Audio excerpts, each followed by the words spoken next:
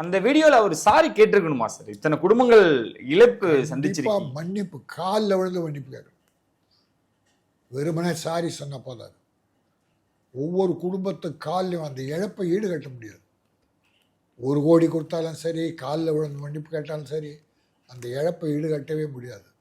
அதனால் ஒவ்வொரு குடும்பத்துக்கும் போய் காலில் விழுந்து மன்னிப்பு கேட்கணும். இனி இப்படிப்பட்ட நான் அரசாங்கத்தை மட்டும் இல்லை, தமிழக அரசையும் தமிழக முதல்வரையும் வேண்டி கேட்டுக்கொள்வேன். இப்படிப்பட்ட கூட்டத்துக்கெல்லாம் அந்த தெருவில், சந்தையில், மார்க்கெட்டில் கூட்டத்துக்கு அலோவ் பண்ணக்கூடாது. தரலினா தான் எதிர்ப்பு தெரிவிக்கிறாங்களே சார், தரமாட்டுறாங்க அப்படி. தான் கோர்ட்டுக்கு போகிறாங்க. இப்போ கோர்ட்டு தான் அதை முடிவு பண்ணணும். இன்னொன்று சொல்றாரு சார், நீங்க பழி வாங்குற மாதிரி இருந்ததுன்னா என்னையே பழி வாங்குங்க அப்படின்ட்டு. இது பழி வாங்கக்கூடிய செயலா? விஜய் பழி வாங்குறாங்களா? நாங்கள் அது கேவலமாக இருக்கு. யாரை எதுக்கு பழி வாங்குறோம்? உன்னை போய் எதுக்கு பழி வாங்குறாங்க? இத்தனை கூட்டம் முட்டாள்தனமாக நடத்துகிற, அறிவுபூர்வமாக இல்லை. மாநாடுன்னா என்ன தெரியுமா? ஒவ்வொரு அரசியல் கட்சியும் தமிழ்நாட்டு வரலாறு 2 நாள் நடக்கும், இல்லை 1 நாள் நடந்தால் கூட.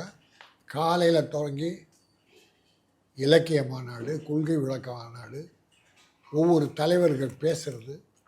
இப்படி பேசி தலைவர் சாயந்தரம் 6:30 7 மணிக்கு ஆரம்பித்து 9 மணிக்கு முடிப்பார். இது அண்ணா, பெரியார், டாக்டர் கலைஞர், இப்போவும் அதான் நடைமுறை.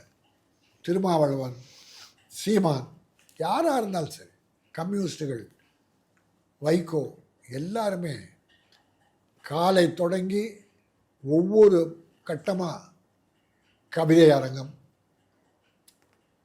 பேச்சரங்கம், அரசியல் சட்ட ஆய்வு, ஒருவர் முன்மொழிந்து பேசணும், இன்னொருத்தர் வழிமொழிந்து பேசணும். இதெல்லாம் நடந்து தீர்மானம் நிறைவேற்ற பிறகு கடைசியாக தலைவர் அந்த தீர்மானத்தை வாசிப்பார். இதுக்கு 1 நாளும் நடக்கும், இல்லை 2 நாள் நடக்கும், அந்தந்த வசதி போல்.